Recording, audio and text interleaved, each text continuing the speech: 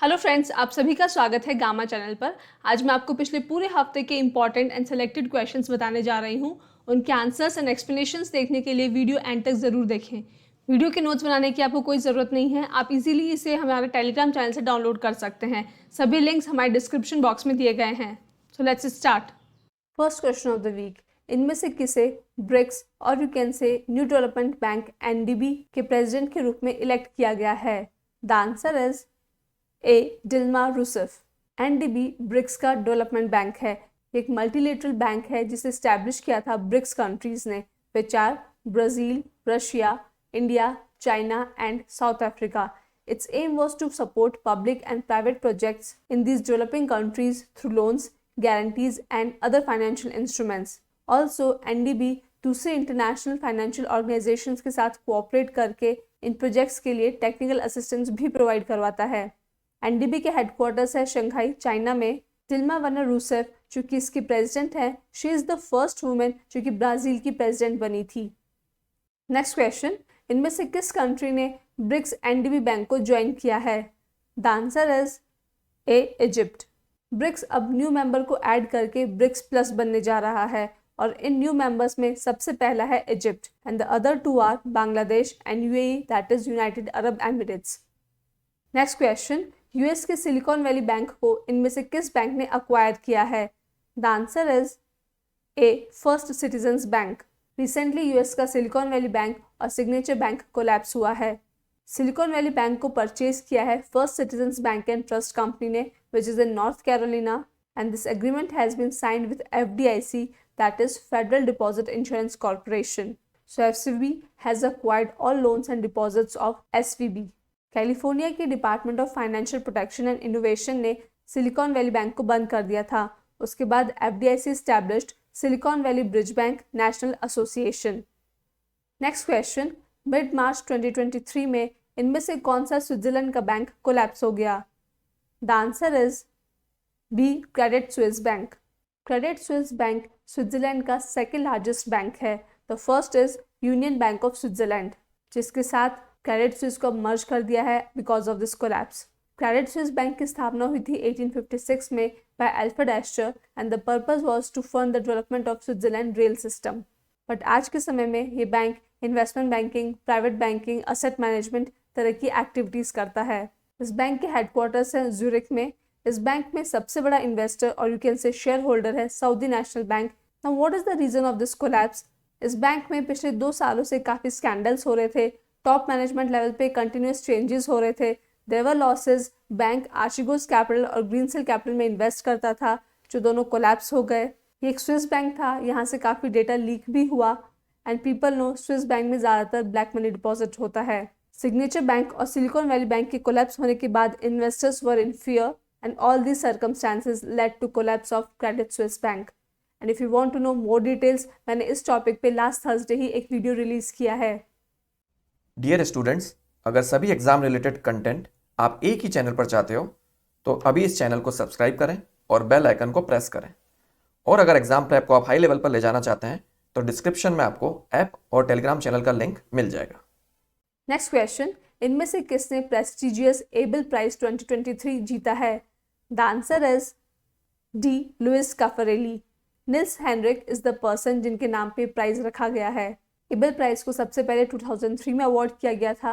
ये मैथमेटिक्स में अचीवमेंट को रिकॉग्नाइज करता है. इसे मैथ्स कैटेगरी में नोबेल प्राइज के इक्विवेलेंट माना जाता है. This award is given by Norwegian academy of science and letters on behalf of Norwegian government. Luis Caffarelli is the first person from South Africa जिन्हें Abel prize मिला है. He has been awarded for his work on partial differential equations. Next question, इनमें से किसे Forbes India leadership gen next entrepreneur award 2023 के लिए चुना गया है? The answer is B Isha Ambani.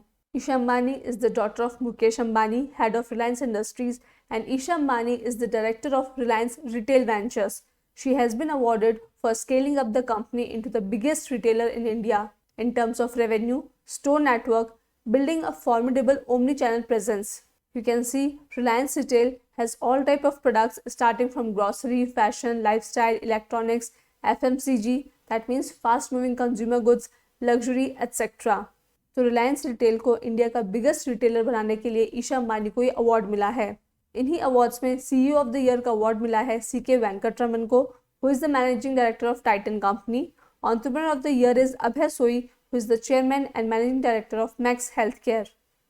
Next question, इनमें से किसे university of Texas at Dallas की तरफ से लाइफ टाइम अचीवमेंट अवार्ड मिला है for the year 2023? The answer is D, Naveen Jindal. नवीन जिंदल एक इंडियन इंडस्ट्रियलिस्ट है। He was also member of parliament from Kurukshetra, Haryana. He is the alumnus of University of Texas 1992 batch. Presently, he is the chairman of Jindal Steel and Power Limited and chancellor of OP Jindal Global University. इन्हें award मिला है for his accomplishments in industry, politics and education. Naveen Jindal is the second person जिन्हें award मिला है। पहली बार ये award मिला था नोबल लॉरेट अजीज सनकार को।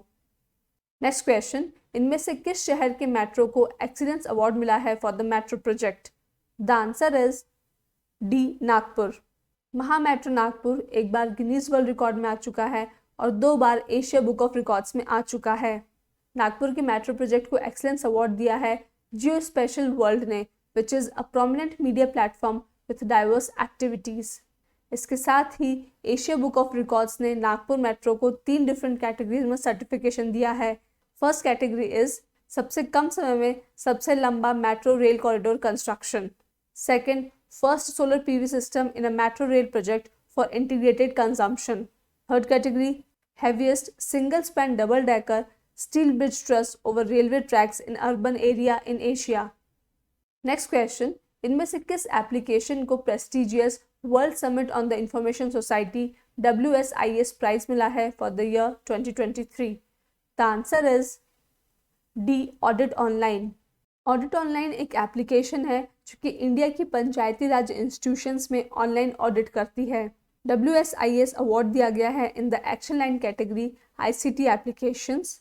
ई government at the International Telecommunication Union, the headquarters are in Geneva. इस एप्लीकेशन को डेवलप किया है मिनिस्ट्री ऑफ पंचायती राज ने along with National Informatics Centre. Next question, Karnataka के इलेक्शन कमीशन ने इनमें से किसे अपने पॉल आइकन के रूप में सिलेक्ट किया है? The answer is D, Manjamma Jogati. Manjamma Jogati is a Padmashri awardee. She is a transgender folk dancer. उन्हें इलेक्शन का पॉल आइकन चूज करने के पीछे मकसद था ट्रांसजेंडर कम्युनिटी के ज़्यादा से ज़्यादा मेंबर्स को एनकरेज करना for creating their voter ID and voting. Miss Jogati के साथ साथ क्रिकेटर राहुल द्रविड़ और ज्ञानपीठ अवार्डी चंद्रशेखर कंबर को भी चूज किया गया है as poll ambassadors. Next question, which is the first Indian state to introduce a right to health act? The answer is A, Rajasthan. आप लोग को बहुत अच्छे से पता होगा because this is a news. पिछले 1 महीने से राजस्थान में डॉक्टर्स की हड़ताल चल रही है। The reason is they are not happy with this right to health. What is this right to health? Right to health एक लॉ है जो कि राजस्थान के हर एक रेजिडेंट को लीगल एंटाइटलमेंट देता है for the health care across the state. According to this law, during emergency situations like accidents, animal bites, complications in pregnancy और एनी टाइप ऑफ इमरजेंसी जो कि स्टेट हेल्थ अथॉरिटी में define की गई है, जब पेशेंट इमरजेंसी में आता है तो प्राइवेट हॉस्पिटल्स उनसे एडवांस में पेमेंट नहीं लेंगे, neither for treatment nor for diagnostics. और जब कोई पेशेंट प्राइवेट सेंटर पे पेमेंट करने में सक्षम नहीं होगा तो उस पेशेंट के बिहाफ पे स्टेट गवर्नमेंट प्राइवेट हॉस्पिटल का बिल पे करेगी और ये बिल होगा पेशेंट को स्टेबलाइज और दूसरे गवर्नमेंट हॉस्पिटल में ट्रांसफर करने की cost. Beyond emergency care, every person has the right to avail free healthcare services from government-run health institutions, healthcare establishments, and designated health centers. Also, every patient has the right to choose कि उन्हें medicine कहाँ से लेनी है, test कहाँ से करवाने हैं। बहुत बार आपने देखा होगा आप किसी एक सेंटर से टेस्ट करवाते हैं और डॉक्टर उसे अप्रूव नहीं करते हैं। डॉक्टर्स उनकी ही फार्मेसी से मेडिसिन लेने के लिए एनकरेज करते हैं। तो बेसिकली पब्लिक हॉस्पिटल पेशेंट्स को ट्रीट करेंगे और प्राइवेट सेक्टर इमरजेंसी ट्रीटमेंट देंगे when government hospitals will not be able to provide this emergency service.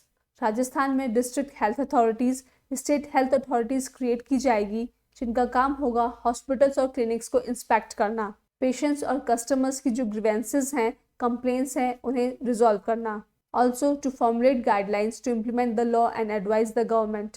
अगर कोई भी प्राइवेट और पब्लिक हॉस्पिटल इन रूल्स को नहीं मानता है तो उन्हें 10,000 फाइन देना होगा और अगर बाइल में उन्होंने वायलेशन किया तो उन्हें 25,000 रुपीज़ का फाइन देना होगा। तो प्रोटेस्टिंग डॉक्टर्स का कहना है राजस्थान में ये लॉ अनकॉन्स्टिट्यूशनल है और प्राइवेट हॉस्पिटल्स की फंक्शनिंग को अफेक्ट करेगा because this will increase the bureaucratic interference in the private hospitals. ये बिल तो पास हो चुका है but because of this protest ये प्रॉपरली लॉ बन पाता है या नहीं ये तो फ्यूचर में ही पता चलेगा। नेक्स्ट क्वेश्चन, हाल ही में रिलीज हुई आज़ाद बुक इनमें से किस फेमस पर्सन की ऑटोबायोग्राफी है? The answer is A Ghulam Nabi Azad. Ghulam Nabi Azad Jammu and Kashmir के पूर्व मुख्यमंत्री हैं। He was the union minister during Congress government. 2022 में इन्होंने कांग्रेस से रिजाइन कर दिया था और अपनी खुद की एक पार्टी बनाई जिसका नाम है डेमोक्रेटिक प्रोग्रेसिव आज़ाद पार्टी। आज़ाद की ऑटोबायोग्राफी उनकी पॉलिटिकल जर्नी के बारे में बताती है, कैसे उन्होंने इन्फ्लुएंशियल लीडर्स के साथ इंटरेक्ट किया in India as well as around the world, और पिछले 5 दशक में इंडिया में क्या पॉलिटिकल चेंजेस हुए हैं वो भी इस बुक में बताया गया है। नेक्स्ट क्वेश्चन, इनमें से किस टीम ने inaugural Tata Women's Premier League 2023 जीता है? The answer is A Mumbai Indians. Tata द्वारा स्पॉन्सर किया गया विमेंस प्रीमियर लीग 2023 ऑर्गेनाइज किया गया by the BCCI board of control for cricket in India. ये मैचेस खेले गए हैं मुंबई में। हरमनप्रीत कौर द्वारा लीड की गई मुंबई इंडियंस ने इस प्रीमियर को जीता है over Delhi Capitals. Next question, इनमें से किस कंट्री ने IBA women's world boxing championship 2023 में सबसे ज़्यादा गोल्ड मेडल्स जीते हैं? The answer is B India. इस चैंपियनशिप का वेन्यू था न्यू दिल्ली। यहाँ पे इंडिया ने 4 गोल्ड मेडल्स जीते हैं and the gold medalist are Nikhat Zareen जिन्होंने दूसरा गोल्ड मेडल जीता है and she is now with Mary Kom in the elite Indian list. Neetu Ghanghas in 48 kilogram category, Saweety Boora in 81 kg and Lovlina Borgohain in 75 kg category. इस चैंपियनशिप को कई कंट्रीज ने बॉयकॉट किया था बिकॉज यहाँ पे रशिया और बेलारूस से एथलीट्स आए थे। नेक्स्ट क्वेश्चन, इनमें से किस कंट्री ने स्विस ओपन 2023 का डबल्स टाइटल जीता है? The answer is C India. India के top rank doubles pair of Satwik Sairaj, Rankireddy and Chirag Shetty ने चाइना को हराकर डबल्स फाइनल जीता है। स्विस ओपन खेला गया है बेसल, स्विट्जरलैंड में। नेक्स्ट क्वेश्चन, इनमें से किस तारीख को purple day of epilepsy observe किया जाता है? The answer is B 26 March. Epilepsy को हम हिंदी में मिर्गी के नाम से जानते हैं। ये क्रोनिक ब्रेन डिसऑर्डर है जिसमें पेशेंट को फिट्स और यू कैन से दौरे पड़ते हैं। एपिलेप्सी का पर्पल डे एक इंटरनेशनल डे ऑफ अवेयरनेस है which is dedicated to raise understanding and reduce the social stigma associated with epilepsy, जो कि सिंपली एक न्यूरोलॉजिकल कंडीशन है, ना कि किसी भूत प्रेत का साया। इंटरनेशनल एपिलेप्सी डे ऑब्जर्व किया जाता है फरवरी मंथ के 2nd मंडे को। इंडिया में नेशनल एपिलेप्सी डे ऑब्जर्व किया जाता है ऑन 17 नवंबर। नेक्स्ट क्वेश्चन, इनमें से किस तारीख को international day of zero waste observe किया जाता है? The answer is C 30th March. This day is facilitated by UNEP, that means United Nations Environmental Program and United Nations Habitat. इस day को ऑब्जर्व करने के पीछे पर्पस है लोगों को जीरो वेस्ट की इंपॉर्टेंस बताना, कैसे हमारा कंजम्पशन और प्रोडक्शन रिस्पॉन्सिबल है for the harm of nature. तो हमें इन सभी प्रैक्टिसेस में चेंजेस लाने हैं, अर्बन वेस्ट मैनेज करना है so that we can achieve sustainable development. Because of our activities waste तो जनरेट होगा ही, but the thing is waste को कम जनरेट करना है और जो जनरेट हुआ है उसे रिसाइकिल या रीयूज करना है। जीरो वेस्ट वीक भी एक एनवायरमेंटल कैंपेन है जिसका पर्पस है टू रिड्यूस लैंडफिल वेस्ट। हम लोग क्या करते हैं, कचरा इकट्ठा करते हैं एक जगह जहाँ पे कचरे का पहाड़ बनता जाता है, तो इस प्रैक्टिस को भी अबॉर्ट करना होगा and this week is observed in first week of September. Next question, हाल ही में किन 2 कंट्रीज को WHO ने मलेरिया फ्री सर्टिफाई किया है? The answer is A Azerbaijan and Tajikistan. इन दोनों ही कंट्रीज में पिछले 3 सालों से लगातार कोई भी मलेरिया का केस नहीं हुआ है। That means they have interrupted the indigenous transmission of malaria. India का भी विजन है 2027 तक मलेरिया फ्री होना और 2030 तक इंडिया से मलेरिया को टोटली एलिमिनेट करना। WHO के डायरेक्टर जनरल हैं doctor Tedros Ghebreyesus. Next question, art and capital passport index 2023 में इंडिया की रैंक क्या है? The answer is C 144। इस पासपोर्ट इंडेक्स को पब्लिश करती है एक financial advisory service firm art and capital. ये पूरे वर्ल्ड की 119 कंट्रीज को रैंक करती है on the basis of strength of their passport. इस इंडेक्स के मुताबिक सबसे स्ट्रॉन्ग पासपोर्ट है UAE का जिसका मोबिलिटी स्कोर है 181। दैट मीन्स यूएई के रेजिडेंट्स 181 कंट्रीज में विदाउट वीज़ा ट्रैवल कर सकते हैं। इंडिया की पोजीशन पिछले साल से 6 प्लेसेस डाउन हुई है and it is on 144th rank. इस इंडेक्स का बेसिस है कंट्रीज का मोबिलिटी स्कोर, जो कि कैलकुलेट होता है visa free visit, visa on arrival, e visa और इलेक्ट्रॉनिक ट्रैवल ऑथराइजेशन से। नेक्स्ट क्वेश्चन, इनमें से किस तारीख को इंडिया का central bank reserve bank of India RBI अपना फाउंडेशन डे ऑब्जर्व करता है? The answer is D 1 April. RBI establish हुआ था 1 अप्रैल 1935 में एज पर RBI act 1934 on reports of Hilton Young Commission as a private bank. इसका nationalization हुआ 1 जनवरी 1949 में। इसके बाद you can say now it is government owned. RBI का पहला सेंट्रल ऑफिस कोलकाता में बना इन 1935 और ये परमानेंटली शिफ्ट हुआ मुंबई में इन 1937। आरबीआई के पहले गवर्नर थे सर ऑसबॉर्न स्मिथ और प्रेजेंट गवर्नर है शक्तिकांत दास। आरबीआई के फंक्शंस है इंडिया की मॉनेटरी पॉलिसी और क्रेडिट सिस्टम को रेगुलेट करना, करेंसी इशू करना और फॉरेन एक्सचेंज रिजर्व्स को मैनेज करना। Last question of the week, European Commission ने हाल ही में इंडिया की किस टी को geographical indication that is GI tag grant किया है? The answer is A Kangra tea. Kangra Himachal Pradesh की एक डिस्ट्रिक्ट है जहाँ की कांगड़ा टी बहुत फेमस है। ये वेस्टर्न हिमालयाज की धौलाधर माउंटेन रेंजेस पे 900 से 1400 मीटर अबव सी लेवल पे उगाई जाती है। इसका एरोमा नटी और वुडी है and it has a sweet aftertaste. European Commission द्वारा जीआई टैग मिलने के बाद कांगड़ा टी अब यूरोपियन मार्केट में भी पहुंच सकेगी। European Union also has the plan to grant same status to Pakistan's basmati rice. So students, that was all for this week. I hope आप लोग को वीडियो पसंद आया हो। Please do not forget to like, share and subscribe. Thank you for watching. Keep learning, keep revising. जय हिंद, जय भारत।